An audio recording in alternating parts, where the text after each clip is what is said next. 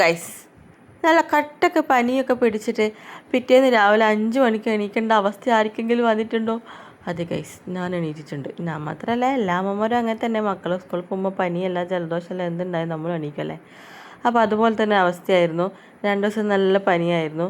അപ്പോൾ പിന്നെ പിറ്റേന്ന് കുട്ടിയൊക്കെ സ്കൂളിൽ പോകേണ്ടതുകൊണ്ട് തന്നെ രാവിലെ എണീറ്റ്. അതുകൊണ്ട് വലിയ ഉഷാറൊന്നും ഇല്ല, ആകെ ക്ഷീണം പിടിച്ചിട്ടാണെല്ലാം എടുക്കുന്നത്.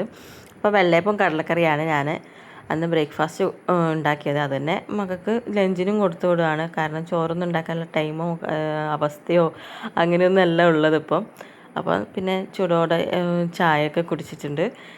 പിന്നെ എൻ്റെ പണിയിലേക്ക് ഞാൻ അങ്ങനെ കടന്നു ഗൈസ്. ഇപ്പോൾ കടലക്കറി ഉണ്ടാക്കുകയാണ്. കടലക്കറിയിൽ ഞാൻ തേങ്ങാക്കൊത്തും ചെറിയ ഉള്ളി അങ്ങനെ സംഭവങ്ങൾക്ക് ഇടും കേട്ടോ. എന്നിട്ട് ഇപ്പം കടല അരക്കാൻ പോവുകയാണ്. കടല അരക്കുന്നതിന് 2 കാരണമുണ്ട്.